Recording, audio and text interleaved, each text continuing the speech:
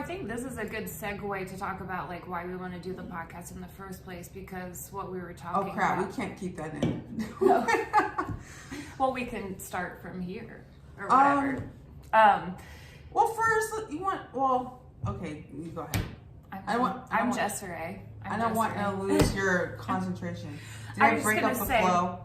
No, the thought was just the whole kind of point of this is building relationships first and being vulnerable, emotionally open with people, having real conversations, and then being able to confront the deeper, darker parts of our reality in America with each other, because we have that rapport and that shared emotional, what it is to me is like people are trying to relate to one another without any level of emotional intimacy, and that causes problems. And how can you do that without that intimacy? Right. It's like, it's an intimate thing. People want to relate and connect as long as you're willing to go on their side and agree with them wholeheartedly. Yeah. Like, we can connect as long as you give up everything you believe. And that's not challenging any part of themselves. So what's the benefit to anyone there? Exactly. And that's why we just see people in their own silos talking to each other who already agree, and there's not much happening there.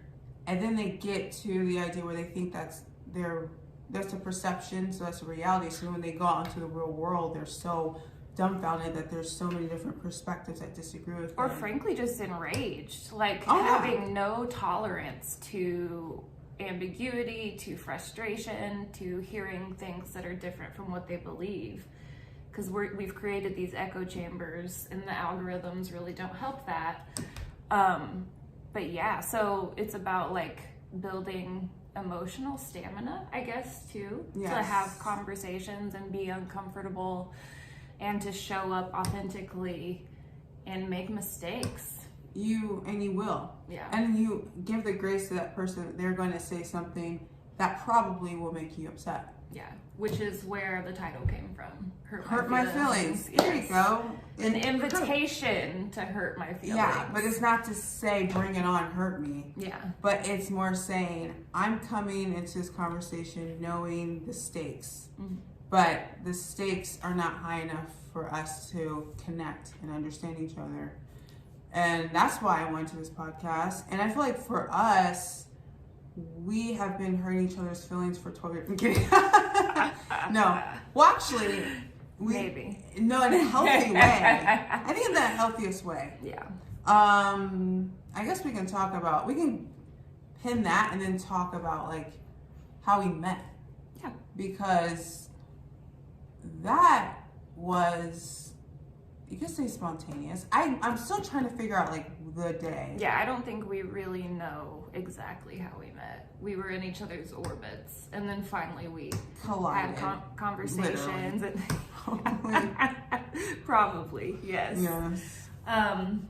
Yeah, so we were both wild in very wild stages of our lives. I like to call it hooligans. Heathens, if you will. Yes. Actually not. But yeah, that's accurate. 21. Yeah, 21. And we were living in little Columbus, Indiana. Hometown of Mike Pence. Yes. Aren't we so lucky? Get the feeling, guys. Get it. And how truly horrible it actually is. No. Just kidding, guys. I love Columbus. Columbus is, we're just kidding around. Beautiful architecture. Very much. We had a whole movie because Did you watch that movie? Haven't. You should see it. It's really good. I know. I have people that don't even live in Indiana have told me about the movie, and they've seen it. So I'm gonna. They're actually showing it at the Buskirk Chumley soon too. So. In Bloomington? Yeah. So. We should go. We should. Yeah. There we go. I love that movie. I want to see it because people said it's really good. What were we saying? How did we meet? Oh yeah, we met on 21 Columbus during, I would say at least my party years. I don't know when you started that whole phase of your life of partying, but I started when I was probably 19, and then when I was able to like legally drink, obviously that escalated. Yeah. And I don't even know how I fell into the scene, but here I am, this 21-year-old black, millennial that is surrounded by white people. No, I'm always around white people. That's true, yeah. It's Columbus. But I'm around little punk rockers. Though I liked rock music. I always say like my favorite genres is gospel, rock, and rap. Now that's kind of changed if it's Christian. We'll get into that later. But like, that's kind of what I liked anyway. So the music wasn't out of, an outlier, but the group who I was around definitely was. But I'm very much a curious person, and I've been able throughout my life to ebb and flow out of like just different groups, and even all my friends look nothing alike. Like, no friend I have is the same as the next one. So I'm not. This is like the first time you came to my house, and I was vegan at the time, and you were like, "I'll try this vegan cheese." Oh, and I ate it. Yeah, all. and you were like, I probably ate it all. Oh, I didn't know you liked it. I thought you thought it was No, gross. I thought it was good. It was probably, or maybe I was just under the influence. But you were like, I was under the influence, so I'm just like, whatever. But no, I thought it was good. But yeah, so I went to JoJo's house, like, when she had her little shindigs there, and then we had, I'm not going to bring up names. But then there was that one, like the Gatsby guy, like, I don't want to say his name, you know what we're talking about. Yeah. He would have his house, and it was just parties every weekend, even if he wasn't there, I'm sure. It was a messy flop house. Messy house where you just lots of house shows. It was really fun. Rock shows. Just really toxic. Very, very, like, fun in context of the time. Mm-hmm. Looking back, yes. I'm just like, who was I? And how was I alive? I think maybe when we first met, I was actually pregnant with Eli. I'm pretty sure.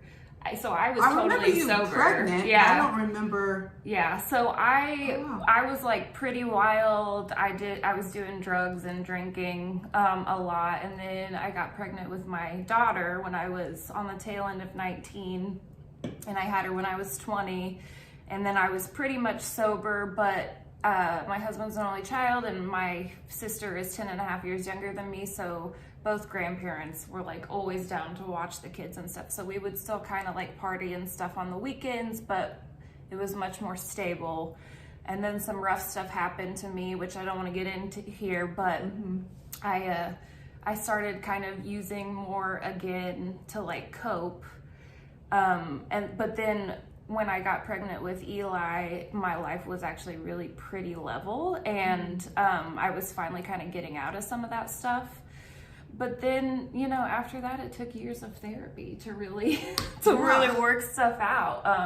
So I look back on that time, and I do have fond memories. But yeah, I don't miss the emotional roller coaster that was me at the time, for sure. Yeah. I share that same sentiment. So I guess when I met you, that was when you said you were kind of getting leveled with things. Yeah. Well, I was not. I was unraveling. I was unraveling. 21 was like peak level of my alcoholism. 22 actually was really when I was like, 21 I was in denial of it. But even like people that I was partying with who were going at it hardcore, also doing drugs. Like even during that time, I wasn't doing drugs. I was just drinking like Everclear straight. And I think I was smoking weed, but I think I had like one incident when I got really high and I got really drunk at the same time, and I was like, well, it's either one or the other. Well, it's not gonna be drinking, so I kind of stopped doing weed. Not for anything noble, just because I didn't want to get sick like that again. So I was just drinking a lot, and then I think when my eyes opened to maybe I was drinking a lot was when people I thought drank a lot were coming to me and saying, you drink a lot. Yeah. And they were saying like they're concerned. And I was like, that seems valid. Yeah. I was like, but you drink way more. But I'm thinking, well, actually they just drink a lot of beer. They actually don't drink like I do. And I was looking around like, yeah, no one really drinks like me. And my tolerance was so high to where I'm like not drinking Everclear because I want to. It's like, this is all I can do it. And then I was drinking like 151. Do you remember the first time you drank? The first time I drank? I was 19. You're 19. I was with my then boyfriend. And then I actually drank, but I didn't get drunk the first time I drank. And then the second time I got drunk. And then after that, I didn't like how I felt. I didn't drink. And then I started drinking again. I don't even know when that started. I can't remember. But I think it was just like going, like really feeling like there was nothing to do in Columbus, and like going to bars, or not at that point. I think I was 20, so not going to bars, going to houses and just drinking a little, and then that ebbing and flowing to I might drink a lot or I might not drink that much, and then I become 21, and then I can go everywhere and have access, and I just drink to more so feel comfortable in those spaces. Well, it's also valid that there was little to do outside of going somewhere where people were going to be drinking or doing drugs, period. They're really, and that's not, like now like, there's more, I think, for the younger generation, but then no cap, there really wasn't much. Like, there really wasn't. And even like going out of town, we were going out of town to go to bars and just go to bigger bars where there was different people. Or go to clubs. We don't have clubs in Columbus. We did, but they were so ratchet. So we go like indie and go to clubs and stuff.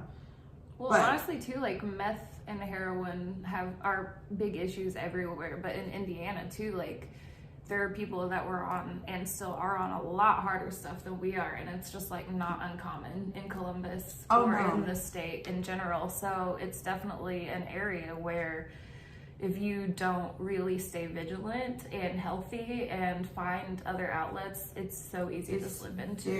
Very easy. And people were, I mean, there's a lot of young people that we both knew who died from overdoses or alcoholism or other things like that.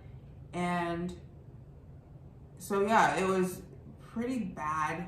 And I think for me, why I got in that scene the way I did was after I lost a lot of weight.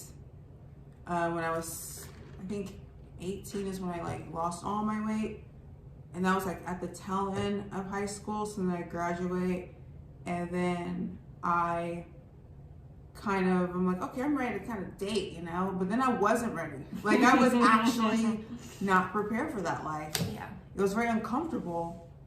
And even though, you know, I might get asked out or people like, I still didn't feel comfortable to go out and date. And then I would, and then it would just be like, you know, going to movies and this, where I was in my comfort zone. But then my like real boyfriend, that's who I started drinking with. But I wasn't drinking, but I did have my first drink and like official drink. I did drink before, like beer, but was really. And then I got drunk, and he was alcoholic, unbeknownst to me. I didn't know like him drinking every day meant he was alcoholic, but I was like, he just likes to, you know, have a couple of tequila shots in the middle of the day. There's no problem with that. So when I go into this scene, I think I'm looking at it as I'm really going into it looking for like community, or just looking for like friends, or maybe just like acceptance, and then also. Well, I don't know how to say this without it sounding cringe. But I think this is for anyone that is bigger, especially, I can't say especially if you're a woman, but just for me, like when you've never been considered pretty, and then you are, and then everyone around you is saying it, that can kind of be addicting too. Like being like, okay, now I'm the pretty girl, like everyone's saying pretty, I'm a girl, but then that's so uncomfortable. So the alcohol like helps with that too, where you can accept it more and it not be so awkward. But just fast forwarding, sadly though, when you go out and then you're young and then you're drunk and you're going to these parties and you're going to these bars with people you know or don't, people look at you and you're very vulnerable and they take advantage of that. And that happened to me, you know, a lot. So I would use alcohol then to cope with that, which would just put me in worse situations. Snowball. It was a snowball. It was a complete snowball. And weirdly enough, when it was people you knew and it was people that everyone knew because it was in the friend group, it's maybe easier to talk about it when no one knows who the person is and you're like, this dude did this. So much easier. But when it's someone that everyone knows and is liked, I didn't say anything. I think I said something to someone because it happened to them too by that person. But we both didn't come out and like wave the flags. Like we just, for what? Because we're like, this person can just lie and just During say. the Me Too movement, I saw some of the very people that like ignored and dismissed like claims from women and stuff, like trying to play the I'm with women card, and I'm like, you don't like. Dude, I know. The audacity, you know, I know. the audacity. Really wanting to write the audacity in your post. Right? Yeah, for real. Me too to you, my friend. And I'm sure that happened in every community across the country, you know. Exactly. Yeah. So it was not so good. But then, so we both kind of, I guess, went our separate ways in a way for a while. But we still were friends on Facebook and would like and comment on each other's stuff. Did we go? Okay, I'm thinking we went our separate ways. I don't know if we both went our separate ways away from the group, but I know at 24, I became sober. So February 16th, 2014 was the last time I hung out with that group. And actually, like the Saturday before, I was hanging out with that group and I was like drunk, whatever. And I went to a bar or something and I was in the bathroom with my friend and I was on the ground and I was just crying and I was just like, I'm really tired of this. I'm like, I don't want to die before 30. And my friend was saying the same, and she's like, tomorrow we have to go to church. No matter how we feel, we have to go. And I was like, okay. And the next day I'm throwing up. I'm like, I'm not going, I'm not. But this is when we had landlines. This person calls my home. She calls my phone, I turn it off. She calls my home and my mother picks up and then tells me like, she says, you guys said you're going to church, you should go to church. I'm like, I am drunk. Do you not see the vomit on my face? My mom was like, I don't, and you'll be drunk here. She's like, go. Like, so I go and I completely, when I walk in, I am completely convicted. I felt guilt and I was thankful of how I was feeling. I was thankful I could feel. I was so numb. I didn't care about nothing. And the fact that I felt horrible gave me hope that I wasn't completely gone. And long story short, decided there, I said, I'm surrendering to God. I'm done.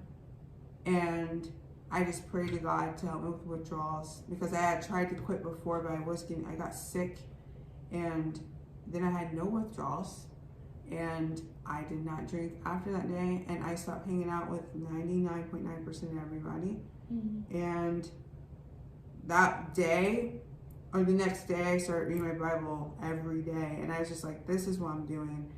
And when my friends, I don't know if I even announced it or anything, I just stopped hanging out with people. People were messaging me like, where are you? Where are you? And I was just like, I don't do that. I'm not in that life. I'm trying to get my life together, blah, blah, blah. Because 2 years prior to that, I almost died in a car wreck. We can get into that later. And that was because of alcohol. And, but I told them I'm done. And then when it became where it's like months and months, you know, people think, okay, give it a week, give it 2 weeks, okay, 3 months, okay, 4.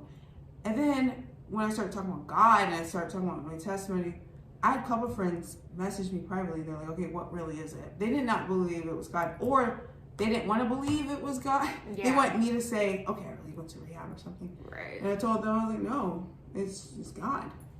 That's it. That's the only reason. And that was and they read the message and they were like, cool. And that was it. Because the proof's in the pudding. They knew how I was. Right. So it is a miracle just on any front that I would stop. And if it's because of God, maybe that makes them shake in the boots. But anyway, it's not a Sunday sermon. So that's when I got out of that group.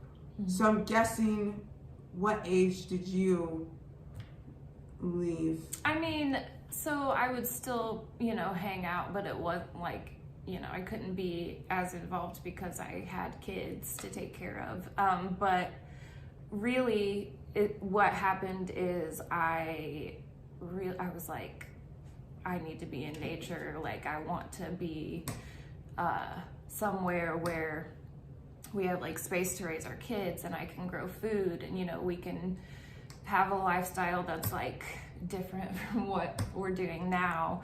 And I found this listing on Craigslist for this rental in the middle of Brown County, and we said, let's go for it. And we moved out into Brown County, pretty far out of the way of anywhere, on this rental in like, I think it's like 11 or 12 acres. And that changed my life. Like, I moved into a different community. I had more autonomy away from my family and my husband's family. Like, we still saw them and they still supported us, but we were kind of forced to have to do things on our own a little more, because even 45 minutes to an hour out of the way is a lot when you're used to being 10 minutes from somebody, you know what I mean? So, and so, yeah, we just started. It was a super healing experience. And then, you know, the rental wasn't necessarily as ideal as rentals can be, that we thought it was going to be. And so we ended up having to move in with my husband's parents for a while. And we were able to buy our own place, and we've been there for going on 8 years now. And it's really great. Which is beautiful. Yeah. Their place is freaking great. It's, I grew up in a lot of apartments and a lot of like close to other people areas, and I feel like there is a relief when you have a little more space to roam and you can be yourself. And yeah, it's just, I think being out in nature and having that healing energy has been super helpful.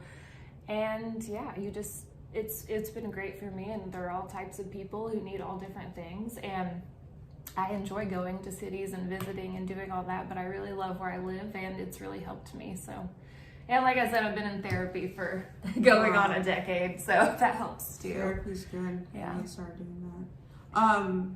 So yeah, that's when we got out of that scene, and what brought us, and also with that, when we were out of the scene, we weren't talking, not because we didn't like want to connect or like had a falling out. We just got out of that for our own health. And we were like kind of doing our own thing. Yeah. Yeah. I think you were in school. Oh yeah, I went to school. Yeah. I forget my life.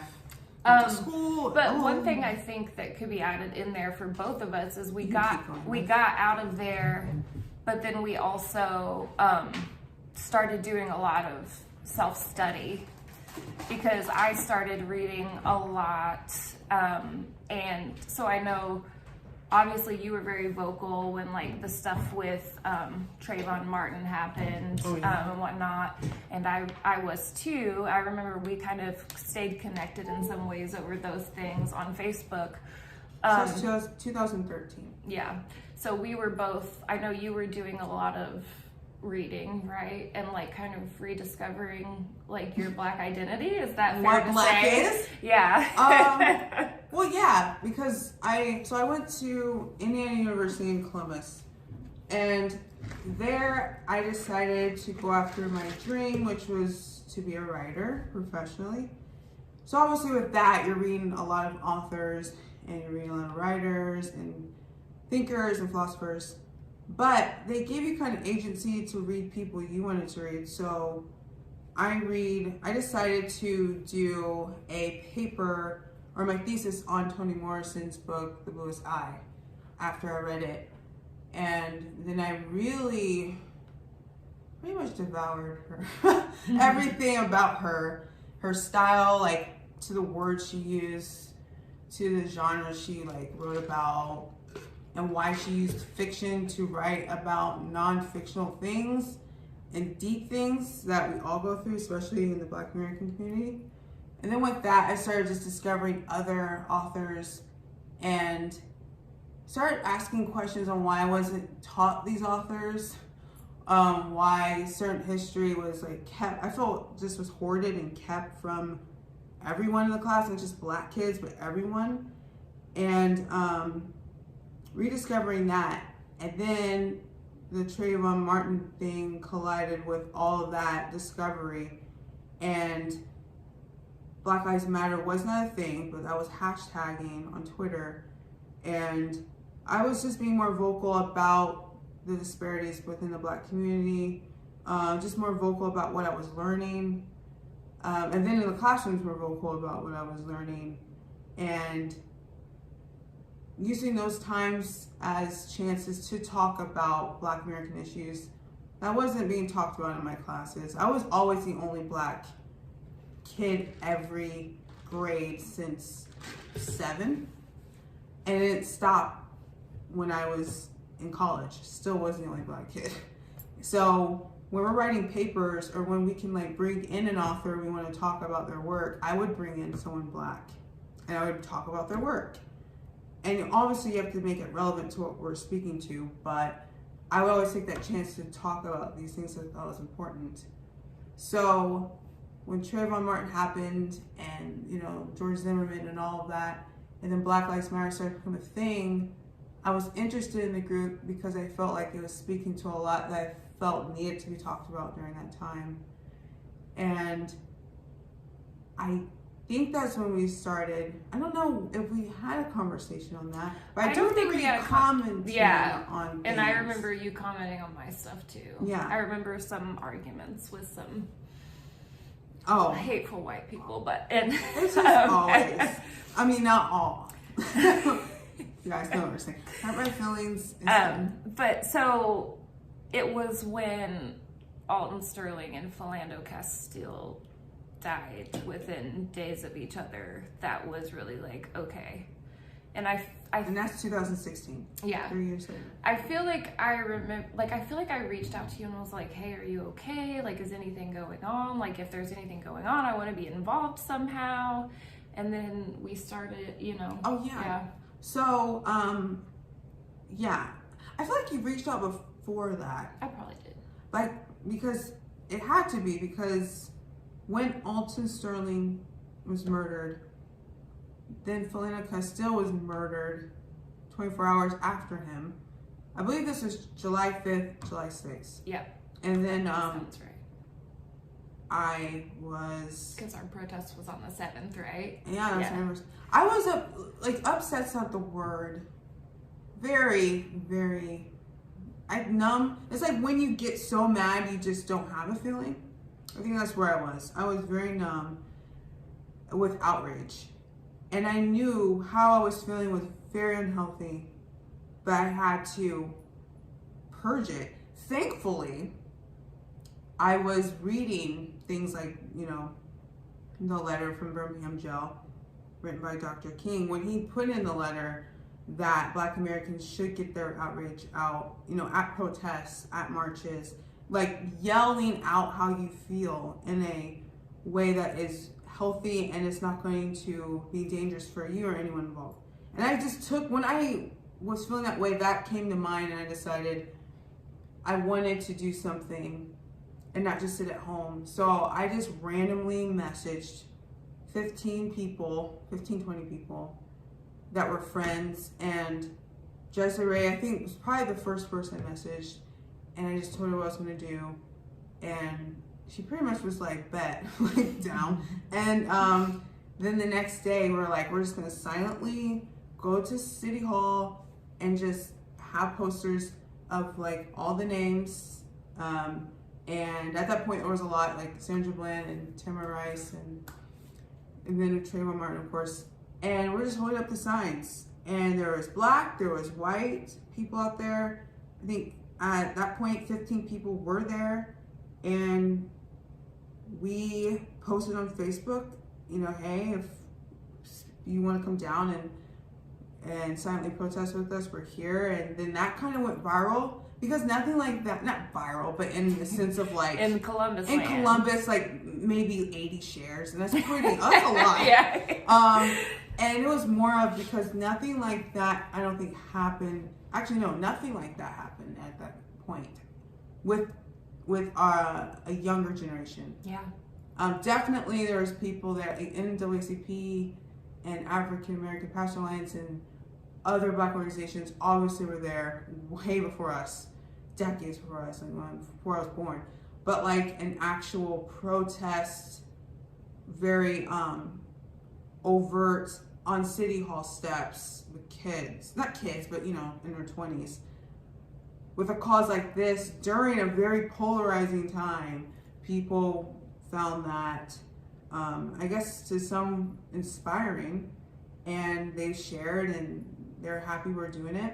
I actually was getting teary-eyed as you were talking, thinking about it. Oh, really? Yeah, because it just, it was the beginning of this thing that we did for 2 years. Mm-hmm. And we were in our late 20s, and it was formative for who we were going to be as adults. I feel like there's no way around that.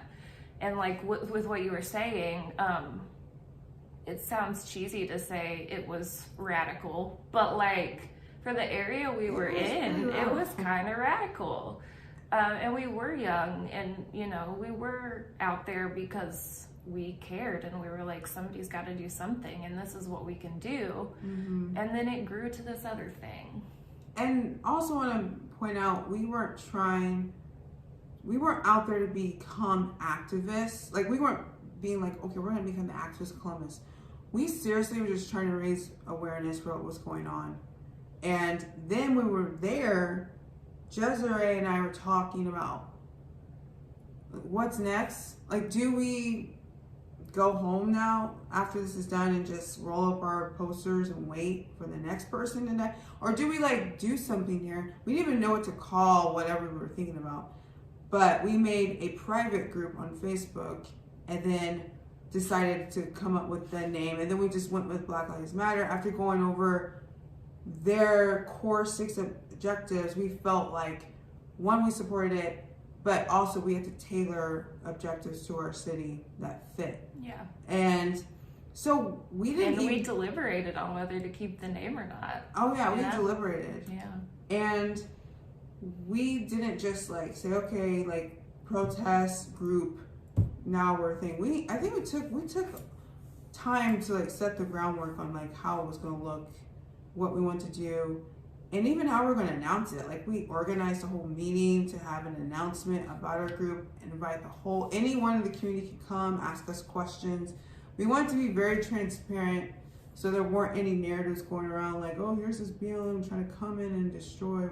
We're here we are, and we had got 6 people together. We had Rick, shouts to Rick. We had Rick, we had Tiffany, shouts to Tiffany, Tony, we had Lane.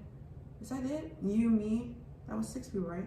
Yeah, that might be it. So it's 6 people, and if you want to break it down with race-wise, it was 3 black people, 3 white people, and then 4 women, 2 men. So that was what our group was, and we had support, but then we also had pushback. We had support from people in different communities, and we had pushback from people from the same communities. And we had people that were organizations that had been there for years asking us to change our name because they felt you're going to bring a dangerous tone to the Columbus, or you might wreak havoc in ways you don't realize, and you might actually put yourself in danger.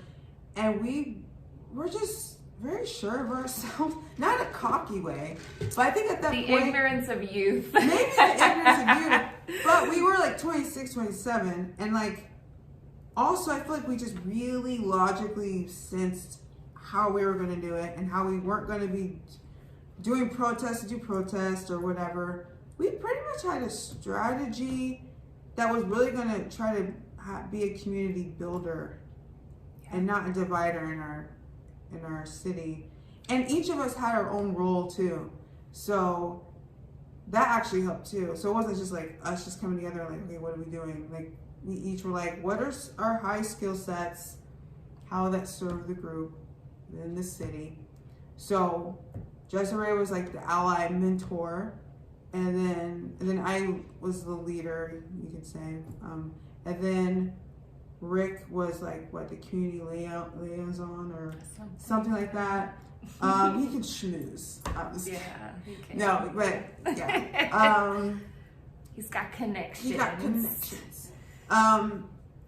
And he brought like not the business, I don't know. He was a good person to have. He worked on the Obama campaign, so he had some good. Shout out to Obama. I know. What's up, Barack? Why is that so funny? But it's hilarious. So shout out to Mom. Shout out to Michelle. Yeah. Hey, Michelle. And their children. So I love Michelle. I miss Michelle. I know. Now I'm gonna cry. But yeah, so we each had our own role, and the 2 years was very challenging. Yeah. But I'll say this, as scared as people was of Black Lives Matter Columbus and how much pushback we got from the community, when we decided to disband, the doggone newspaper wrote an article about how the doggone newspaper. The doggone, yes, wrote an article about us that was very lovely and nice about how Brian we Blair. brought by Brian Blair. Shout Yeah, out to Brian. Always shouts to Brian. Brian's amazing. Yeah. About how we did bridge gaps in the community, and talked about the blueprint that we kind of left. And I don't think our group can take like all credit, but I do feel like we did kind of, in a way, indirectly or more directly, kind of said, okay guys, you can do this, you can have these conversations here, you can have these type of events. There are people here that want to come together and have tough conversations and do actual actionable things that's fundamentally going to last, and not just do protests, take pictures, and like that go away. Yeah. In a year. Well, I also think too, and deciding to keep the name and using the name is like you have this thing that's getting national coverage, and there is this element of even people that are, it's polarizing, but it's also like Black Lives Matter in Columbus. Like, I'm curious, like, what is this going to be? I don't know if we would have just started a community organization and named it some random thing, that it would have generated the amount of interest. It definitely, I don't think it would have. I think because people came more out of curiosity and also to maybe be right about us. Yeah. And then they walked away wrong in a good way. Like, I had people come up to me, and it was because it was one of our first events, Color of Fear. And there's people that came up to me in tears, and they were like, we thought we were not for you, basically. We were not for this group. And after this, like, we not only want to like be members, we want to help like financially, we want to like help you in all the ways, because they saw what we were really about. And then they saw the impact that it had on them and the discussion, and they realized that they were wrong. And willing to say that to someone's face and say, like, this is how I felt, but now I'm changed and I want to help. That happened not a lot, but it happened enough where I really was like, I think we're on to something. And those type of moments helped when it was really hard, because it got hard. But I knew, but for me, like, it got hard, right? But because of years prior, maybe was like preparing my mind. Like, when I was learning about all these authors in school, I was also like really, really, you could say, not obsessed, but like very, very fascinated with like the freedom writers in particular, because they were young. And learning, because in school, when you hear all the civil rights, you assume they're older. But when I realized how young they were, and even John Lewis starting at 20 years old, and Martin Luther King starting in his mid-20s and dying at 39. People would think he started this at 39 and he died at 39. Yeah. Like, and literally changed the world. Yeah. Before he was 40. Like, that was when I really realized, wow. Like, that's really when I had such pride in my heritage of knowing, like, not only did we change like this country, but it was young people like me who did it. And so when I was facing all this stuff with Black Lives Matter, I just still was brought back to reality. Like, it wasn't like that back then though. Like, what you're going through is nothing. That's what I kept thinking to myself. That's what really helped me persevere, was like, you're not going through anything. Like, this stuff is social media. This stuff is, there's some things that you're dealing with, like in person at meetings. But you don't have no police on you. You don't have no water hose on you. You don't have your face dogs bashed on you. in. Yeah. Like, none of that. So I was just like, you're fine. Mm-hmm. And I had a support system too. It never was just me. I had a support system, though I didn't always use the support, because sometimes I felt being the leader, sometimes I felt like I can't share it all. I don't want it to seem like I'm falling apart, because then they'll fall apart. Or feel like, if I don't feel like I'm in control, then people are like, well, what are we doing? I always feel like I always had to be like in control. And then if I needed to cry, I'd wait until I'm alone, and then I cry and then get it together, and literally would read something to help me get back, whether it was the Bible, whether it was refreshing myself with like a freedom rights document, I don't know, but it would just help me. Like, they did all that for me to have this kind of safety bubble, even though it's because it's always going to be there. Like, ignorance and racism is always there, but because of what they did I do not have to face what they did. Mm-hmm. So that helped me a lot and inspired me. And so and it is different in larger cities for sure. Like, there are other things. And I just wanted to say something about that, because also a criticism that we got a lot is like, we don't need Black Lives Matter here. Like, what are you doing? You're just agitating for no reason. Like, we're not Indy or Chicago or any of these other places. St. Louis. But then you begin to see how the groundwork was laid, and then in 2020 you have every small town almost in America having these protests and rallies and stuff, and I feel like that's like ground zero for some aspects of I don't want to say the revolution as some like dramatic thing, but like those are the areas where it's going to come from, is these small towns and these small communities saying like, no, this isn't okay with us either, and how do we get together and affect our small community and create these spaces that are safer for everyone. And so I was really proud of that, to see that like something that we had been doing earlier was now a thing that was happening a lot more places. Because it made me think like, oh, okay, and we're on to something there. And a larger scale in our city.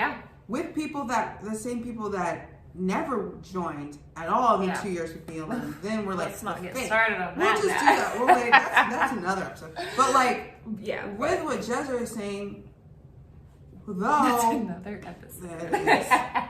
But with what you're saying, we weren't waiting for our city to get cray before we did something. Right. The point was to be proactive. Well, and it doesn't have to be people getting murdered before you do something about it. There were things happening there. Yeah. Where people knew. It was just hush hush. Oh, absolutely. And the Klan was handing out flyers. Oh yeah, there was people marching down our downtown, which is like very like small. But anyway, but if you march down there, everyone will know. A couple blocks. Everyone will know, because it's everything that happens in Columbus happens. And we also have to talk about the fact that Trump got elected, and that was going on concurrent with what we were doing, and so there were a lot of people that were afraid. There were things that were happening that I guess you could say BLM being in town had an effect on, but honestly, like the Klan stuff, that was happening post-Trump. And so, there's just like all of these, and another point to be made is that one of the heads of the national white supremacist organizations lived like 30 minutes away from us. So to say that it's not relevant because we're not a big city, like that was not legitimate. Not at all. Very relevant.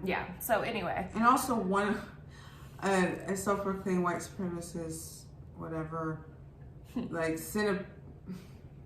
it's like laughable now, because it's like it's not, it's serious, but like threatened me with this message on Facebook saying like, you know, lynch yourself, you N-word, Black Lives Don't Matter, and like drew a picture of me in this like racist caricature, like my lips were huge and red, my eyes were bulging, and he had like me being drawn into a warehouse with a bucket of chicken. I mean, could you be a little bit more creative? And, exactly. Yeah. And I'm like, oh, chicken. Oh, every like, stereotype. I actually like chicken. And basically showed me lynched. Yeah. And that was scary, yeah. admittedly. But I had gotten threats before. Like, people would send me messages calling me N-word or calling the group an N-word. Well, I think you've been doxxed already too, and so it was scarier because it was like, oh, this is getting worse. Yeah, it was like, I thought it was snowballing. Yeah. But I had one person send me a video, just a link, and then I clicked the link, and it was a YouTube video of a guy singing "You N-word, you N-word," and I think I started laughing because I'm like, because I saw the time, it was like 8 a.m. I'm like, this person like searched YouTube, sent me this at 8 a.m. So I'm like how much I'm living rent free. Right, yeah. Like, I am really there. Yeah. And it didn't. And that was kind of like, that wasn't early on, but that was like within the year that was starting to happen. And I just was like, that's just you. Like, I wasn't even like, oh, or felt any need to ever. So that's the thing. When those things happened, I didn't broadcast it because I knew if you do, that's just going to incentivize more people to do it because they're like going to get their like shine. And also, I wasn't focusing on that. Just actually too many good things happening that I want to focus on versus look at this person coming the N-word. Well, duh. Like, that's going to happen. And what are you going to do? Like, I just didn't respond. I was like, I don't care. Like, bless your heart. But then when I got threatened with my life, that was when I was like, all right, this is actually kind of dangerous. And that's a whole bigger thing. But so things did happen, like big things, but definitely the pros outweigh the cons. And I'm very proud of that time. I think we grew as people so much. Yeah. Our character, and then I think just how we interact with people and understood people. I think we even probably went into Black Lives Matter thinking about maybe how culture is and the climate is and how people think, and I can just speak for myself, how people think and how if people vote this way, this is how they think. Even if I'm willing to have a discussion, this is probably how you guys are. And realizing there's so much complications with people. Like, people are so complex, and we are afforded the ability to see that with people confiding in us, or even just going to meetings where it's like city officials where we could question, like going to police board meetings and questioning what's going on, or city council meetings or whatever, and really understanding like what's going on is way more complicated than we thought. No pun intended, it's not all black and white. Like it literally is like so gray. Yeah. And I really understood that in 2018. But then I started seeing how when, not our BLM, and not even like really surrounding BLMs, I think it was like the national BLM, for me, I thought was getting off course in ways. And I felt like I felt certain things were happening where I felt like it was going to backfire on us. I thought certain things, notions that are being introduced was contradictory. I didn't think it helped with the racial reconciliation with everyone involved. And to me, I felt like things got very legalistic in a way of like, this is the script you're supposed to follow. Yeah.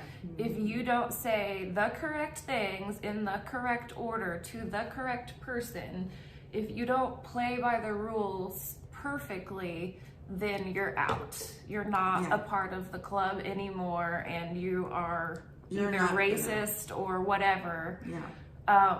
Which really... And it was a lot of white people perpetuating that stuff too. Because it was gross. It was. And I saw... See, because our group was not like that. Like, we were having such, I think, great conversations. I was like, we even had an event called, what does it mean to be white? What is the white experience? Bro, that was interesting. What is the white because experience? we always want, Black Americans or minorities, tell us how you are in this world. And let us sit back and listen. I was like, and white people don't have to think about it. I want to hear how it is for a white person to feel, especially in the climate we're in. How does it feel to be white? So we had that, and it wasn't just white people there, obviously. Everyone went, and we just heard. So we were having these type of discussions. Things that you see now, honestly, we were doing back then. Yeah. Like these nuanced things now, we were doing that in 2016. And so I just have to say, so one thing that happened to me is, I would like shut down Facebook for periods of time and then get back on. I had been shut down for a really long time, and I logged back in, and I'm not going to say who the influencer was, but I had this message in my messages, and I had not checked, and it was like, blank person has requested all white people move from their main page to this page that's only for the white people, and I just noticed that you're still in the group, and you mean a Columbus person? No, this was like a national influencer. And this random white person was messaging me saying, this person has requested all of the other white people need to move off of this page and go to this page, and you're still on her main page? Facebook. Like a group. Oh, a group. Okay. Yeah. So you need to move over. I was like, my Facebook has been shut down. I'm not involved in anything that's going on. Yeah. And to me, that was like, are you serious? Like, there's this random white person is being the good ally and going and trying to collect everybody. At that point, it's not even allyship. It's just it's policing. Yeah. See what I saw with that when certain things were being perpetuated, like these platitudes of like white fragility or white silence is violence, or like white people don't cry at these events if you feel whatever. It was like the people actually like making the announcements, yeah, they were white. But I felt like it was weird because I felt like some of them were like, how do I say this? Like the people doing that, I felt were like almost gloating to the other white people. Oh, absolutely. Like, my God. It's so annoying. I'm glad I'm on to something. It's so annoying. I felt they were I gloating. feel like there were times where I was being, like, I felt like I felt like between a rock and a hard place, because I'm like, oh, I'm hearing this information and this is what I'm supposed to be doing. And there's this idea that like, you should be learning this stuff and not coming to somebody and asking them for it or whatever. But then if you're like, I don't know what I should be doing, or even like as ally, mentor, or whatever, where it's like, so am I supposed to do you know what I'm saying? Yes. Like it was just, I started feeling like that person, and I thought it was really gross, and I didn't like it. Yeah. And that's when I started realizing like, this is not, like, I don't feel good about this. Yeah. I saw, not with you, when I would go to these events, I just saw the white people telling other white people not to do whatever because that's showing your fragility and your internal racism. It was almost like they were gloating, like, I'm saying this because I've somehow graduated into this space where these black people trust me. So you need to see, like, I'm what you want to be. Yes. And you're not me. Yeah. And I'm going to talk to you this way because, it's showing this kind of dominance over you. I feel like there were some white people, too, that weren't necessarily from Columbus, but would almost like gloat on social media, like, look at me, I'm the one black person, or I'm the one white person in these black spaces. Like, aren't I so cool? I would see that. but black people see that. Right. See, it's like we see it, but then it's almost like, but it's something not concrete. It's like we see it, but we're like, is that it? Like sometimes we're just like, could it be that or that? But then do you go up to that person like, are you gloating to white people? Like, what do you say? Like, you're just kind of like, I feel. But then there's times where you really can feel it, but it just feels like there's other bigger fish to fry. So you're just kind of like, I need to focus on that. But I was seeing that a lot, not just like in proximity, nationally, everywhere. I was just seeing that everywhere. And then people loving to use the black person they know as like, a way to show to double down. Like, if it's not enough that I'm saying this, like, also look who I'm with. Like, just weaponizing people's race aesthetic to, like, level themselves up. I was seeing so much of that. Yeah. So it was like the work, oh Lord. What is the work? We'll have an episode on that, do the work. But, like, actual things that people supposedly wanted to do in their city or nationally was completely left on the table. Was being tabled, and everyone was just worried about their own individual persona in the movement, but not worried about the movement. And I saw that in 2018, and I think a lot of the activists who started becoming kind of egomaniacs, and were being honest. Yeah. And I made this, and I think I made this in 2020. I made this tweet, and I was actually talking about a certain group of people. And it was funny that the people I was talking about actually commented. But I was saying, like, I think people have utilized racial division as a 9-to-5, and, like, it was a tweet, so it was more better than what I'm about to say. But, like, basically using racial division and the divide as a 9-to-5, and, like, need the divide and always need to curate an issue, because what would they do? Like, and also needing that for praise, always wanting applause. If there isn't a racial divide, how are they going to get their claps? How are they going to get validation if things actually get better? I'm like, I think people are invested on things not being better, because I saw activists where something good would happen, and then they would point out, like, but this, but it didn't happen this way. It would happen, but it would always be criticized, because they always had to criticize. Yeah. And I'm like, do you want to be free? Like, do you want any type of progress? Or is it just always, we have to point out the struggle in every single thing?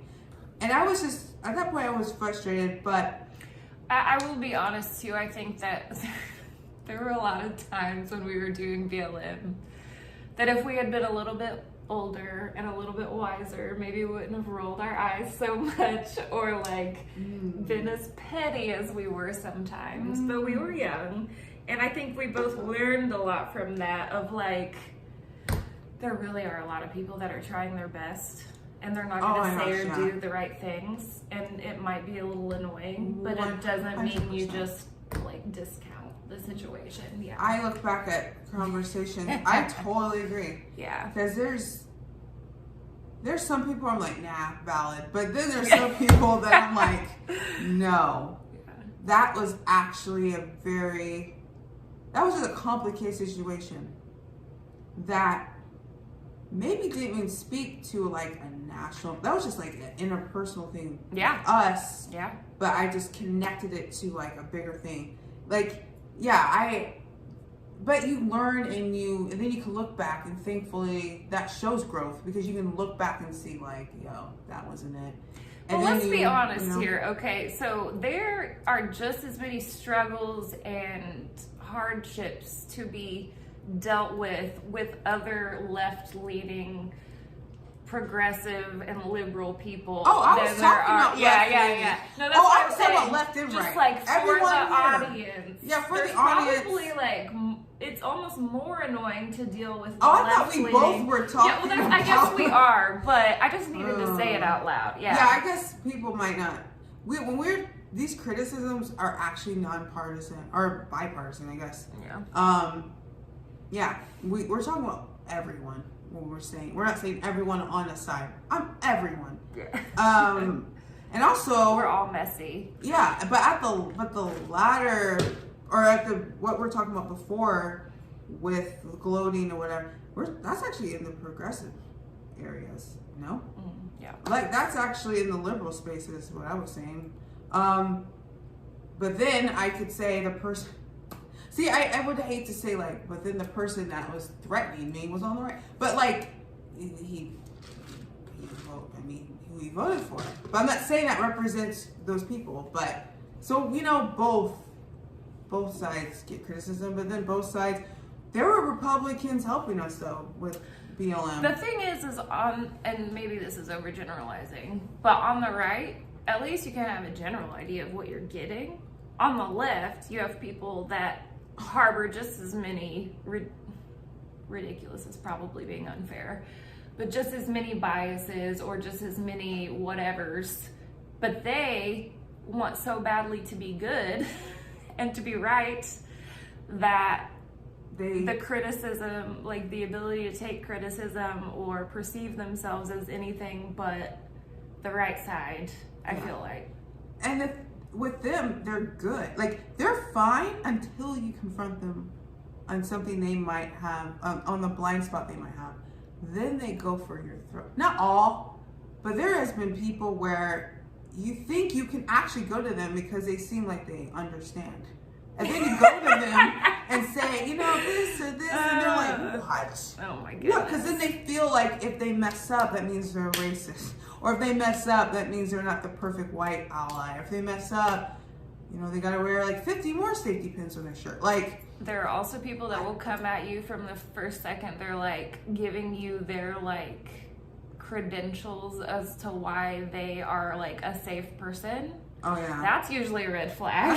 That's a red flag. If you have to like preface like, I'm not dangerous, I'm like, I'm this, I'm that. I'm this, I'm that, Yeah. But yeah, so a lot of that was happening. And then so in 2018, I stepped down from leadership because I go to NYU for journalism to get my master's. So that's the reason why I stepped down. And then so at that point, the group looked like it was four people. So Jezra, Tasha, Rick, Ant, right? Or was wasn't Tiffany gonna come back on board? And Tiffany was thinking about coming back on board, and I think there was someone else there. I forgot her name. But yeah. So I think they're trying to figure out how they were going to take over the leadership role too and divvy up that responsibility, as they were also working on other ventures they're doing. Like Tasha was like going back to school, Jezra was like, you know, doing a lot of other things, Rick was doing a lot of things. Everyone was doing, it was 2 years in, like it was another space they're all going into.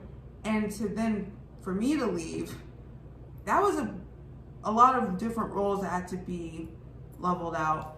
And then you guys decided to disband. Mm-hmm. And though it was to disband on the level we did, or on the note we did, I think was actually great. Yeah, I think it was meant to be. It was meant to be. It was probably meant to be, I feel. Because we weren't like, oh, we're disbanding because we all disagree or we fell out. It was literally, you know, we had our 2nd year anniversary. We had a great time and all that. And I think we just kind of saw the time with BLM was kind of over, at least in our city. But it didn't mean like these things were done. And we had all these little offshoots going on as well, where it was like, okay, so, you know, if this was a catalyst, there's still, and honestly to this day, I feel like people are, I don't know if this is fair to say, but it seems like even the local chapter of the NAACP is more active now, would you say? Oh yeah. Yeah.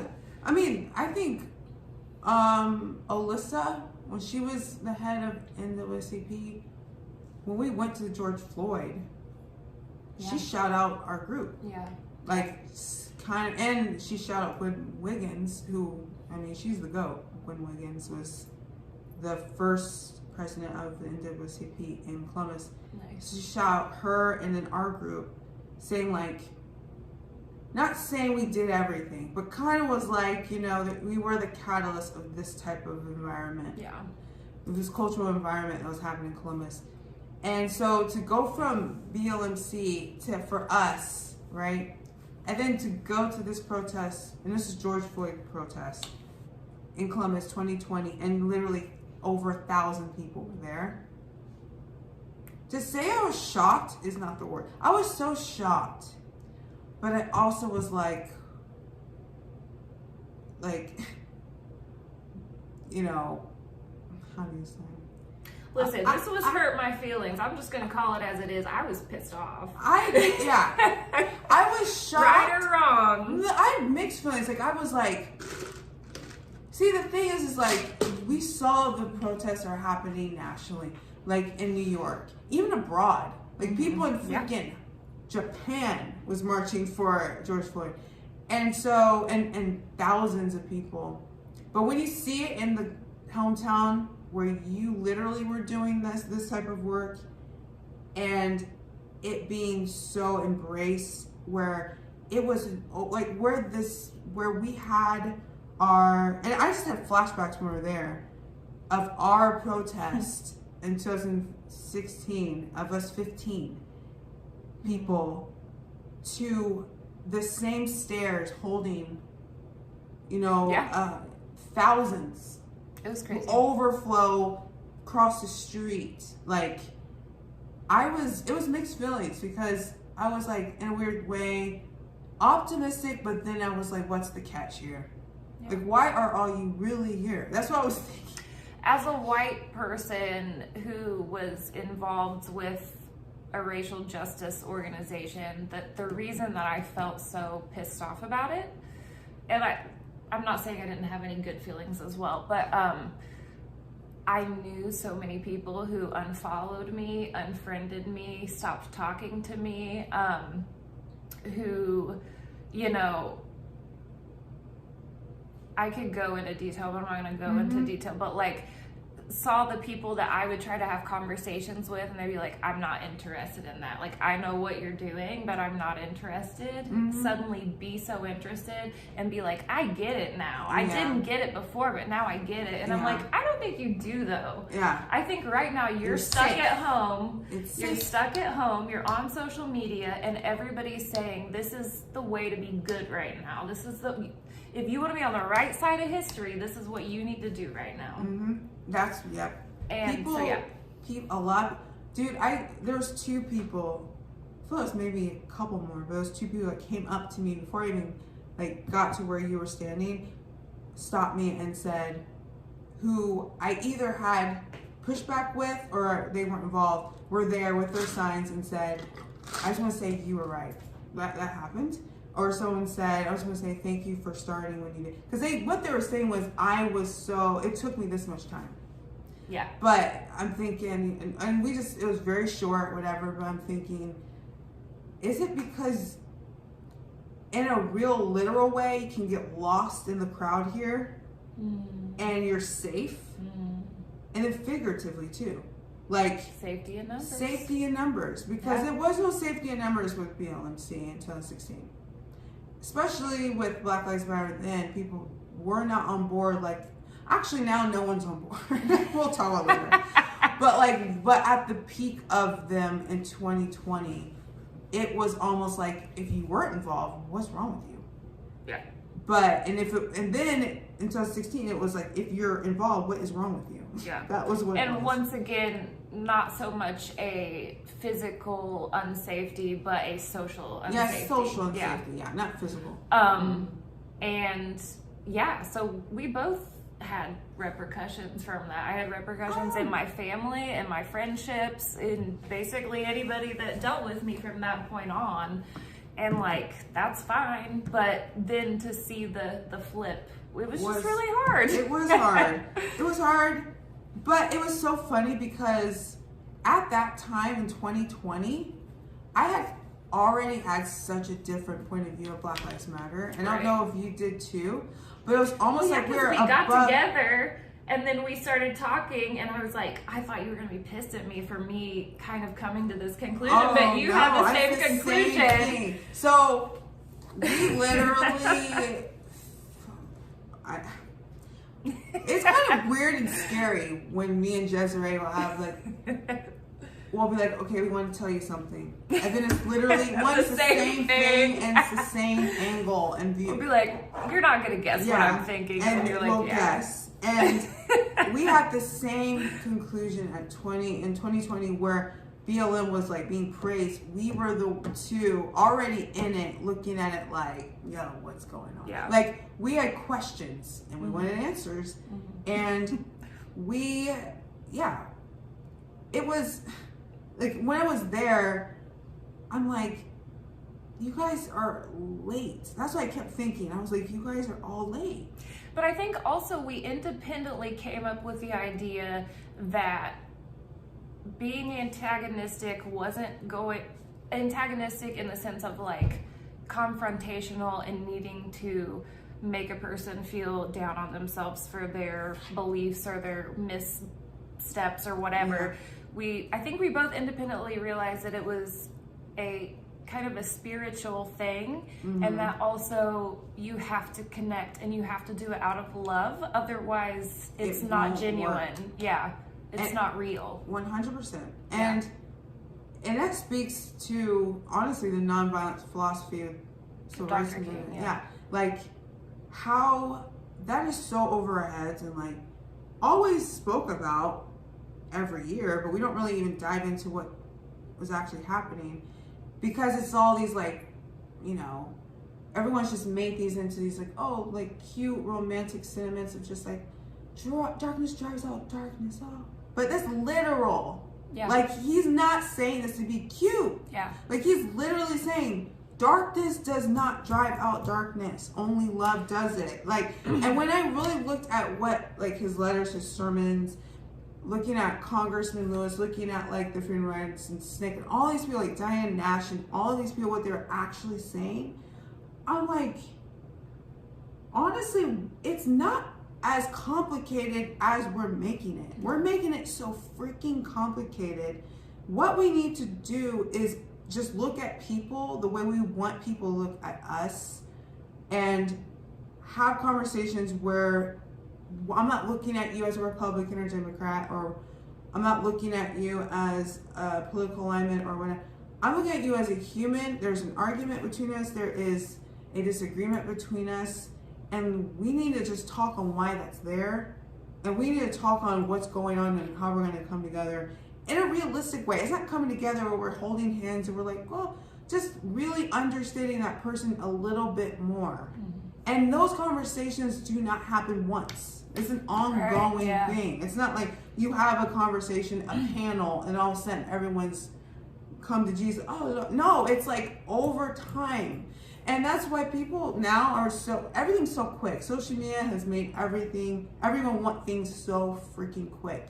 And when you go back and look at the civil rights movement, it took years and years and years and years and years and years for them to get to the Civil Rights Bill and the Voting Rights Act. Like, and even with the bus boycotts, it wasn't a week. Those were years. And it was so deliberate, too. Yes, and it was strategy, and it was like, to the point where like, and I love when people are like, oh, I could never do, you know, like almost like they were soft, like not fighting back. Like it wasn't that they were soft. They had to practice softness. Like they had to practice not wanting to throw bows and knock if you buck. Like they had to literally practice in workshops with people spitting on them and pushing them, calling them the N-word, having their like white allies.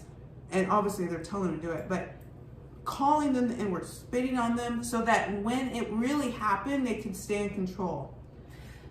We don't even have none of that. We just want things right now with the littlest amount of effort, and we just become so narcissistic on how we want it. And I think when we both were talking about seeing it, because it's not like we were like on this outskirts of the movement and we're just like analyzing as people that never did it. We were in it and messed up, and then triumphed over those mess ups, and then realized like, dang, I didn't know the way I was coming into the situation is way different than this, or even this person completely changed my mind on this whole thing. And all that was a culmination of how we just started being in the world and then utilizing that.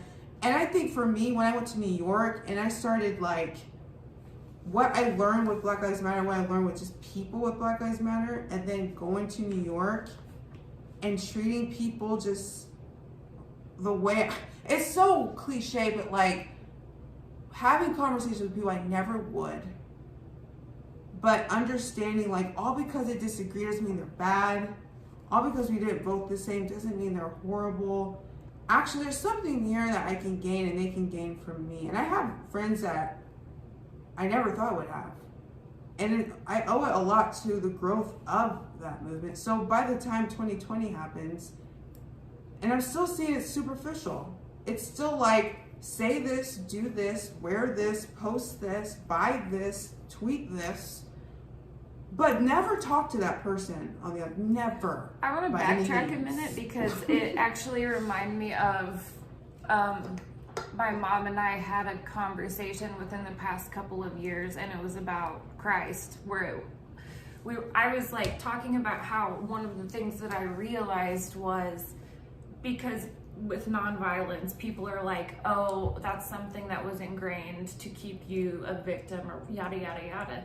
Nonviolence isn't about the other person. It's about yourself. Yeah. The reason why Christ said to forgive people, to love people, to turn the other cheek, it's for you. It's to protect you. Yeah. It's to make sure, because when you hold those negative emotions inside, it kills you from the inside. Yes. So it's not just okay, so we're going to be nonviolent and we're going to appeal to, the oppressors by being better and rising above. It's like, no, you're protecting your soul and your spirit by doing that. Yes. And so I think the flip side of that is like, if you go into a situation and you're an activist, or like you're trying to have any type of discussion about anything with somebody, and you're going into it as, I need to win and you are my combatant, versus you're like you're saying, you're a human being. Yeah. Hi, what is your story? What have you experienced to cause you to believe the things that you believe? Who taught you to feel the way that you feel about what you feel? What was your support system like? Were you treated well in your life? Yeah. Go on and on and on, right? Yes. Yeah. And usually you'll begin to see a full human being, and then you can start working from there. It is 100%. And I mean, I should have actually said that was number one. I mean, that's one. Yes. So the nonviolent strategy, actually, their philosophy is heavily based in biblical teachings. It really is a lot of scriptures just put in a practical measurements. Right. And that is actually, John Lewis talked about this in 2013 on a podcast I listened to. And he was saying like how a lot of prayer went into this, and how they did tie a lot of how they're able to get through with their belief in Jesus Christ, and the idea of forgiveness. And even to the point where, and this is like a full circle moment, but John Lewis at a protest was beaten by this Klansman. And the police, instead of just arresting the Klansman like a police should, he asked John, like, do you want me to arrest him or press charges? And he said no. Because John said, he said no because they believed in the nonviolent strategy overall was love and not revenge. And the Klansman overheard John Lewis say that to the policeman, and he had this overwhelmed sense of guilt, which he never expressed like to his friends, but it just fell on him when he heard John Lewis say no, after he just beat him and left him in a pool of blood. And years later, I'd say almost 50 years later, when John Lewis becomes Congressman John Lewis, that same man finds John Lewis and goes to the Capitol building and goes into his office and is bawling. This man at this point is like well into 70 and starts bawling to John Lewis. John does not know who he is. And he just says, at the Rock Hill bus terminal, so obviously John knows now who he probably is. He's like, I was that man who beat you. And he found God. That man found God and was able to forgive himself because God forgave him. but needed to go to John and ask for forgiveness. He felt he needed to do that. And John instantly said he forgave him. And John said they both just, and his grandson, or his son was there, that man's son was there, and they all just held each other, was crying. And wow. John Lewis just said, that is what forgiveness is. And he said, what if he took revenge that day, right? Like, what if he, not to say you shouldn't press charges on people that violently hurt you, but because that time, he knew it was a bigger thing there happening than just pressing charges. It was like a spiritual war. It wasn't just a political thing. It was a spiritual war. And that's what he said. He's like, we were able to we were able to confront racists who wanted us dead, who didn't want us to have rights, because we knew what was working inside them. It wasn't them. He said, we were not fighting flesh. Like, this is scripture. He said we weren't fighting flesh and blood, but the principalities we can't see. He's like, this is the enemy working inside them that wants the division. The enemy doesn't even care if it's racism. Like, the enemy doesn't care if it's sexism. He just, as long as the enemy has us hating each other, we can call it whatever. He doesn't even care if black people are the ones that are at top or white. As long as we hate each other and perpetuate violence. Yes, because a house divided can't stand. And hate and that division is the antithesis of Jesus Christ and what he wants for us to have community, to fellowship with one another, to love your neighbor as yourself. That's the second greatest commandment, is for us to love each other as ourselves. And so the division, it goes completely against that. So with the nonviolent strategy and what's happening now, for me, I do see it as a call out for God. I see so many people, like these podcasts and these millions of conversations happening, millions of debates, millions of discussions that I've been involved with and everything. And at the end of the day, people are searching for something, and we're not finding the conclusion because we are trying to curate the conclusion, which involves one of us being the savior. It's like we want one person, like I'm not going to call out the authors or whoever, but it's like we all want to have the answer when only one person has it. And it's so cliche to say love, but love is actually not as flowery as people think. It's only cliche because people don't know what love is. Yeah, love is love is a tricky thing, because my parents have loved me in times where I thought they hated me.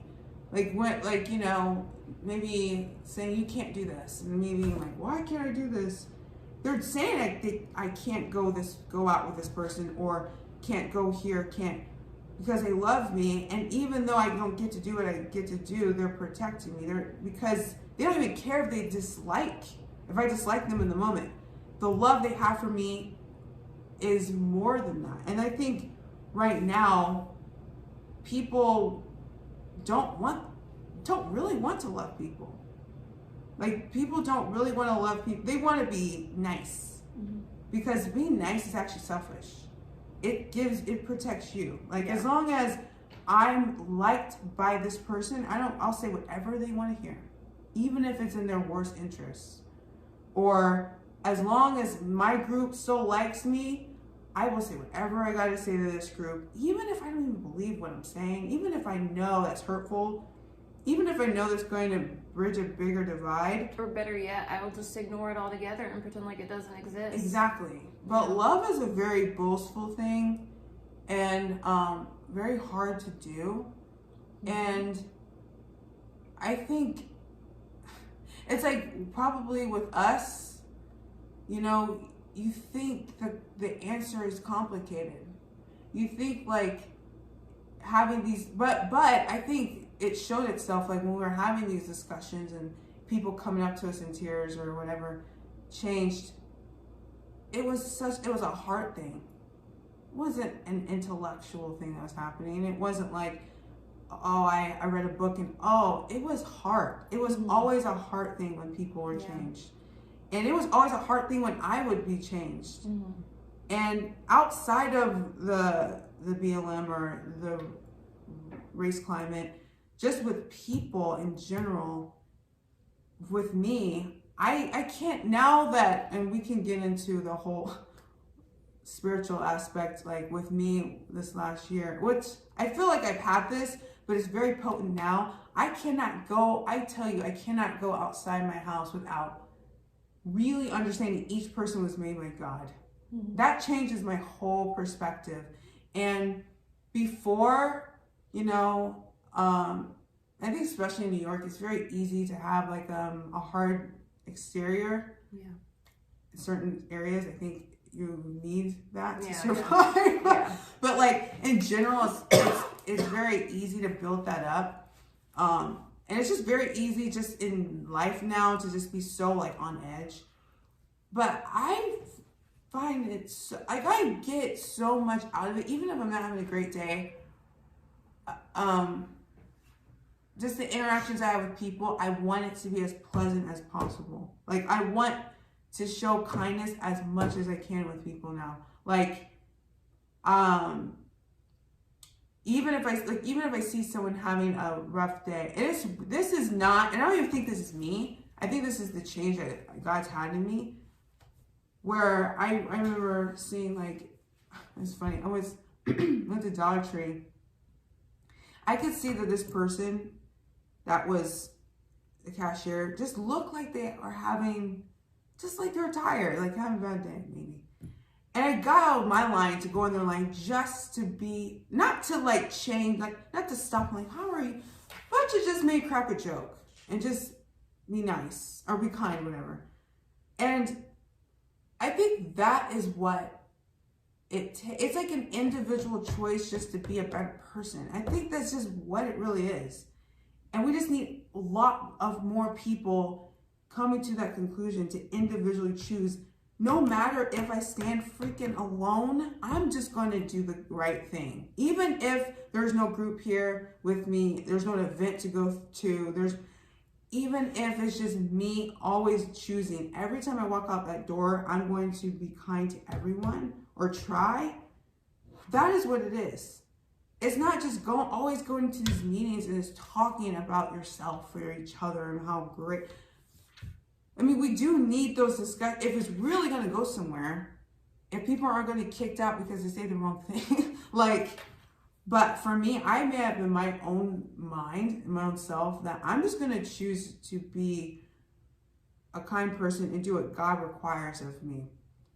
And I found that when you take that into any area, especially when I have conversations with people, and even especially, and this isn't plugging my magazine, though I have one, but like even with my magazine I have, there's people that I will platform their idea that I don't necessarily agree with it. But even with the editing exchanges, I get to ask them questions like, what made you come up with that? Or like helping them conceptualize or just asking questions where I'm like, all because I don't agree with them doesn't mean that idea isn't a valid one. Like, it doesn't mean it doesn't earn a discussion. And so that's just helped me navigate my life. And it's been way better. And I don't harbor such hate. Like, I don't harbor such like vengeance in my heart. I really do not.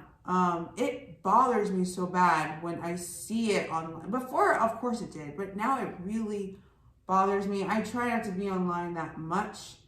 I try not to like intake that stuff so much. Because I know it's not, I really know it's not necessarily people. I'm like, and when I see people's hate so much differently, I don't see it like, oh, they're hateful, evil. I'm like, why though? Like, what made them become that way? Because hurt people is just true. And the fact that you could treat someone this way means you do not like yourself. You hate yourself. Yeah. Because if you can hate a person like this, then that's the turmoil inside you. Yes. It's actually showing its hand. Yes. Like, you're calling yourself on your own bluff.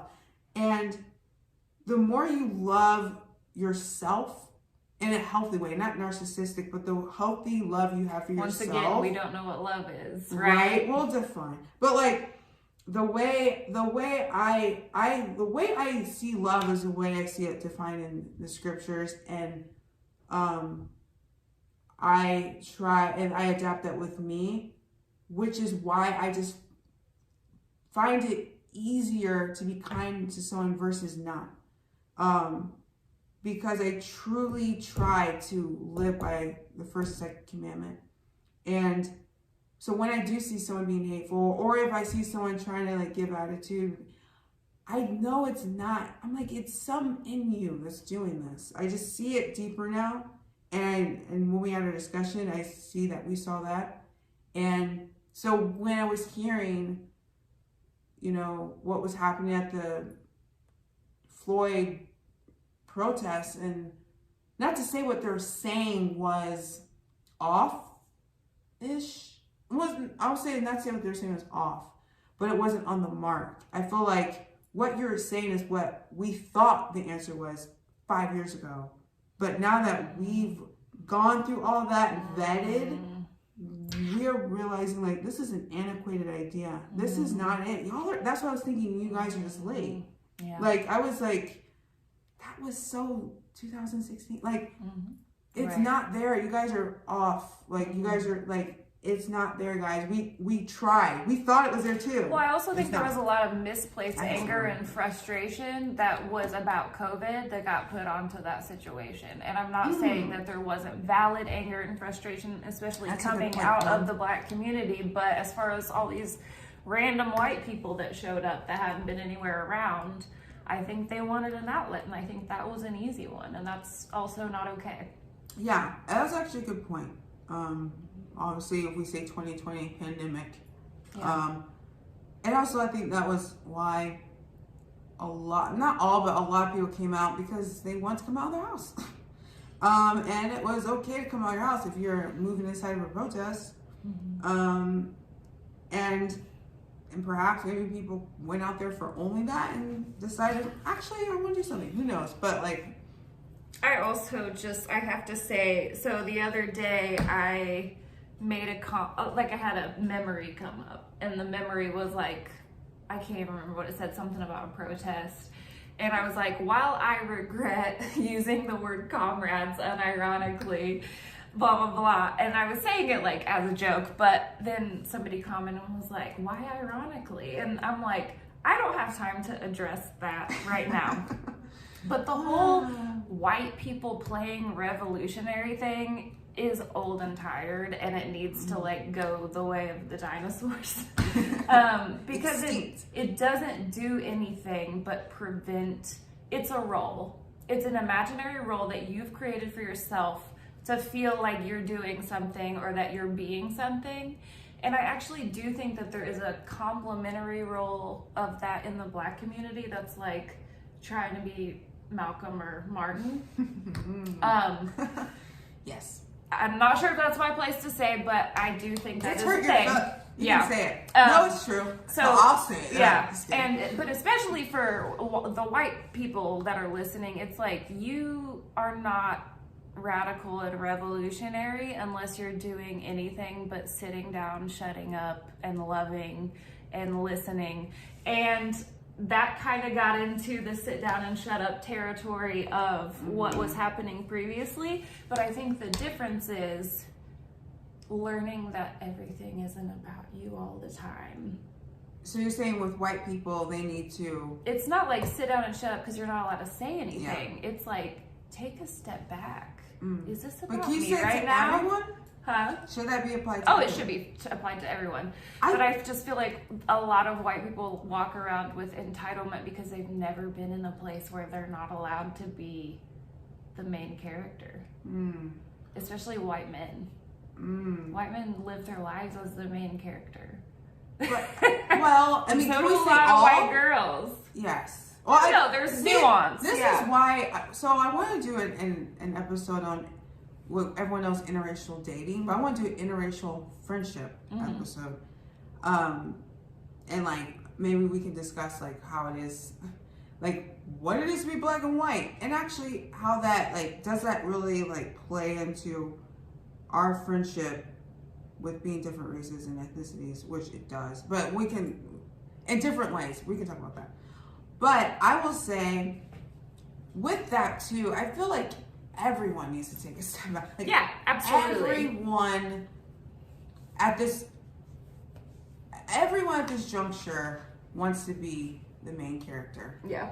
And they're in a different way. And it's like almost like every single type of archetype has been curated for people to put on that suit. So they can be the main character. To be the main character. And that's the problem. Everyone wants to be the main character. And to be the main character, everyone has to be B-story. And no one wants to be B-story. Mm-hmm. But everyone is. Like, no one is main character. Like, that's the issue with what's going on, and why we really can't have, like, these uncomfortable candid conversations aren't happening. Mm-hmm. That's not actually happening. I am so sick of people saying, let's have these uncomfortable conversations, and then they regurgitate the same information everybody else is saying. The same narrative, same information, same script. But then when someone comes in and they give another point of view or want to talk about something in a different way that is uncomfortable, is candid, then they're canceled, or they are told to leave, or they are told they're taking up space, or whatever. Mm-hmm. Maybe they're even told to leave, but they're just shouted. So it's like, I don't understand what's uncomfortable conversations you're wanting to have. What does that mean? Like, what does that mean? I think that's a good question, because I do also think there's this thing of, I mean, we saw it in like a lot of the conversations we had. I mean, a majority of the people that came to those discussions were white people, because our community was overwhelmingly white. But there were certain people that like somehow could always make the situation about them. Yeah. And I do think that's a thing that happens that can be extremely frustrating to marginalized people. And it's not just race, it's like any intersection of being marginalized. It's like, how is this about you right now? Like, so what do we do with that person? That's a good question. Because can you redirect someone in a way that's gentle, but also, that's kindness. That's love. Yeah. You can tell them. It's how you tell it. If you tell them you are being a white, fragile, whatever, or you're being a, let's say, coon, there's a different way. You can't just say that. You expect that person then to sit there and be like, you're right. Like, no, like, you can't. Hey, we say what we gotta say. I had to, but like, you can't say that. I mean, you can literally in this climate say that to someone and it's fine.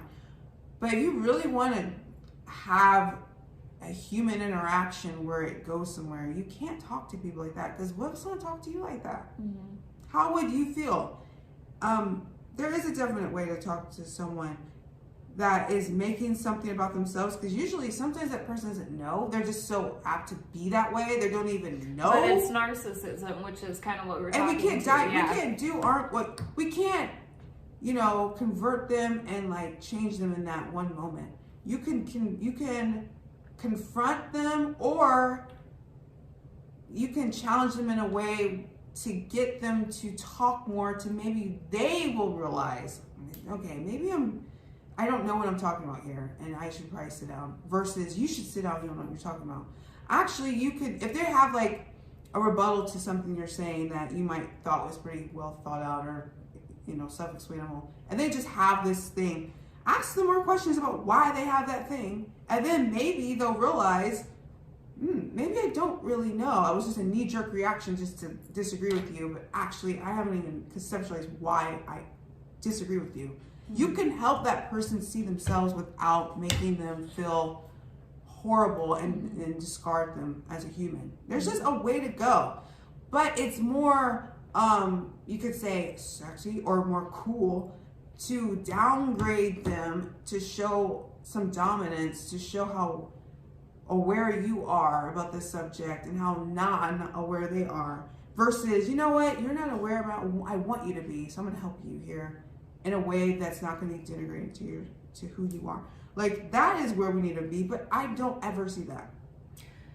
Sometimes love too could be like, if you're in a situation and you're like, I don't have the battery today, I don't have the emotional capacity to, because you would constantly be doing that.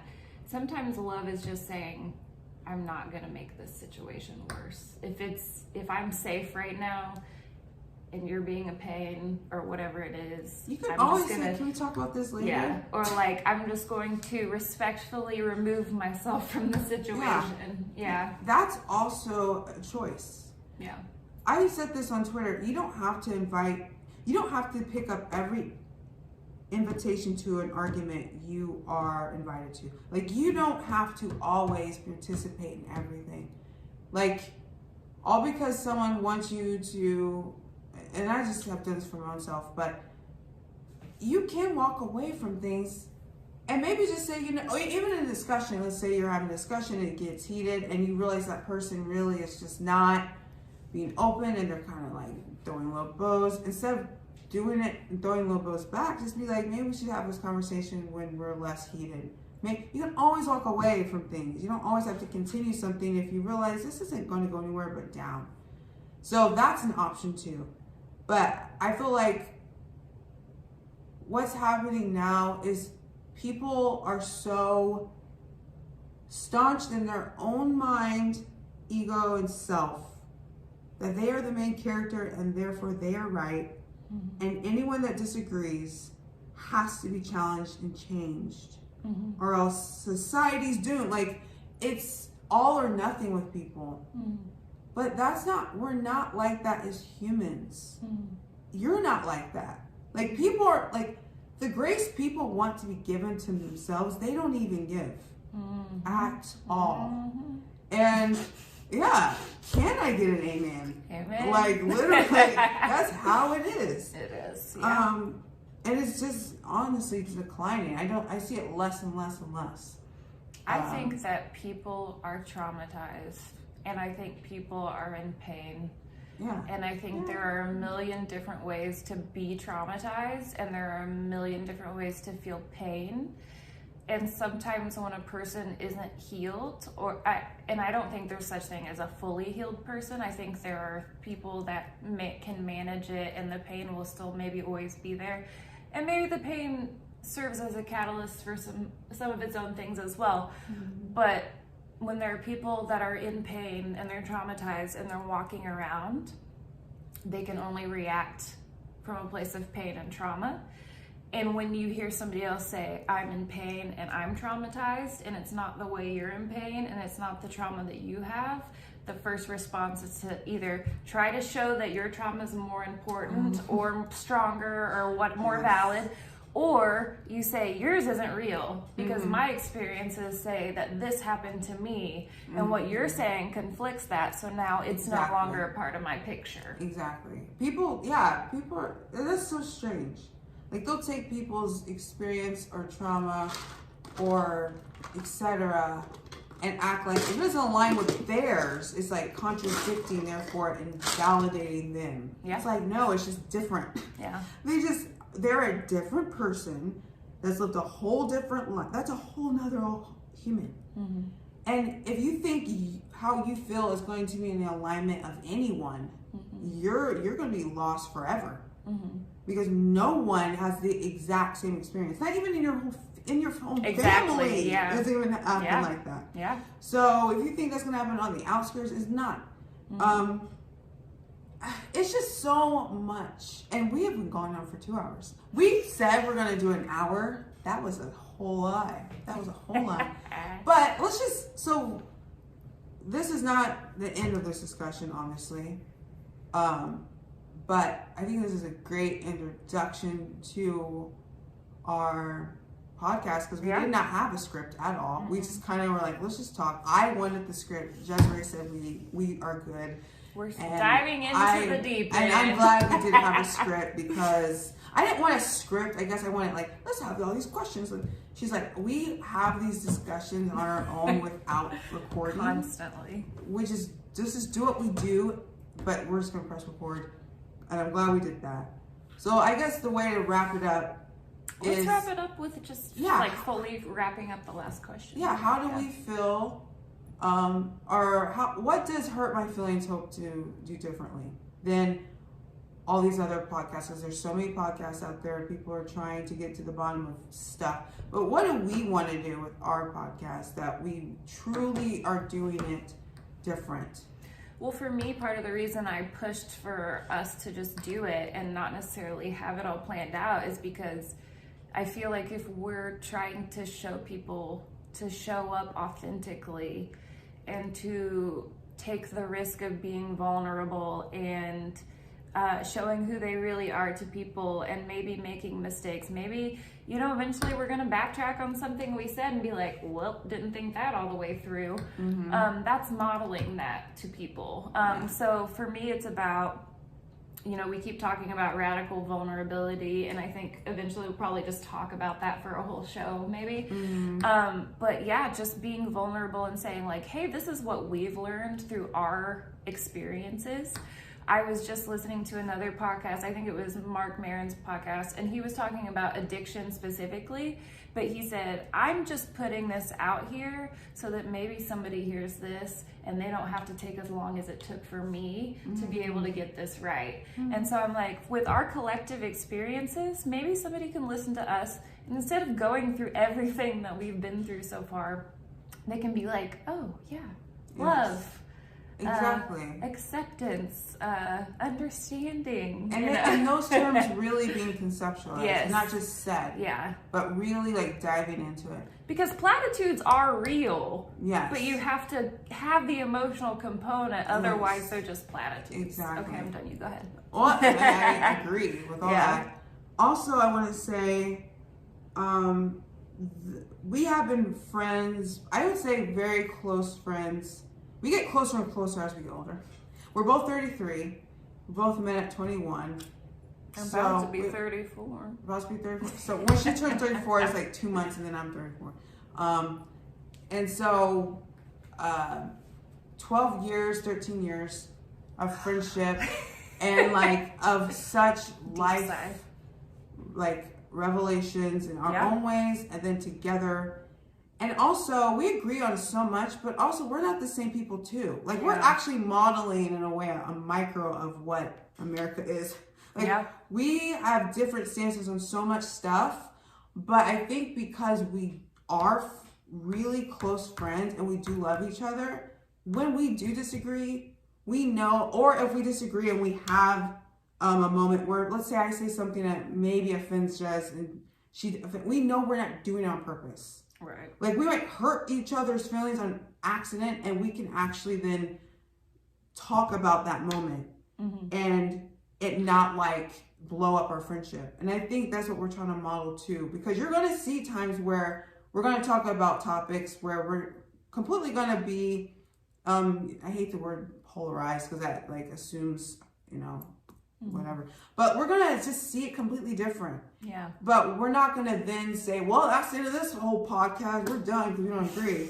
We're modeling how you can agree and disagree at the same time on stuff and still have fruitful conversations. And that's literally what humanity is. And that's what America needs to see. That when you come with these conversations, isn't to say that someone gave up something or forfeited what they believe in order for someone to win. Conversations isn't for someone to triumph. It's just to have this talk to understand that person more and why they think the way they think more. So then when you go out, you'll then say, well, if we had this exchange, then this thing with this person, maybe I need to go and revisit that. Or maybe what they are even saying is way more complicated. Or I'm going to give this person more grace because even if they said this ignorant thing, like there's something there for them to have said that. And so it's all of these things we're trying to show in this podcast. And I just thought about this just now, but also like, so I was thinking, even though we didn't spend our childhoods together, we really grew up together as adults. And honestly, like that doesn't happen that much anymore. Yeah, like it's so hard to maintain adult relationships these days. Yes. And to also for adults to acknowledge like we're still growing and we're not the same people we were in our 20s. And, we have made mistakes and learned from them and we're constantly trying to do better. So modeling that, like an adult relationship where you have conversations and, you know, aren't like completely conflict averse to the point where it's just like unhealthy, you know. So I think that's a lofty goal, but I think, you know, we're going to do our best. We've done it for 12 years. That's true. So, I mean, and yeah, that's one reason. Because we these conversations we've had forever. Yeah. And we realized, like, we should probably record these and publicize them. Yeah. Just because, and I'm sure there's other friendships like that. Yeah. There are other friendships like this where some people might, you know, I would say, like, might be even more opposite than not. Like, we have so much, like, in common, but opposite, different stances. But it could be pure, like, complete opposite. And you're like, how are they even friends? Like, because they just became friends because of the love that they have for each other. And friendship has nothing to do with who they voted for or this or this. It's just because they are friends. Yeah. And that's what our core and base is that. Mm-hmm. And I think also the healthy philosophy that we do have with really truly looking at humanity different than how other people are in culture. Because there's things that I cannot talk with people with that I can always talk to Desiree with. There's just things with some friends that I know I can't talk to them. But I want to. I want to get to that point where, you know, I might, like, let's see if we can. But this podcast is going to be that. Also, you know, we'll bring on other people eventually. Yeah. I want to talk to men. I really want to talk to men. But, see, even with that. So, would you what? She wants to talk to men. Why do you want to talk to men? Because men need to be having more conversations. I love this. So, one interesting thing is, so you'd say you're a feminist. Yeah. And see, I'm with not. Asterisks. Yes, it's different. I would say I'm not, though I am definitely for women. Mm. So it's just, see, even that is different. Mm-hmm. Though in that there's intersections of complete agreement. So you'll see all this play out. But we're gonna have some fun. Yeah, I don't want to talk to men because I want to, like, bash them over the head. I want to talk to men because I'm like, I want to hear men's vulnerability and, like, I want to get them to dive into all that stuff. So, like, I want to do that. But anyway, we're rambling again. Yeah. I guess we're just going to awkwardly wrap this up. I am Brittany King.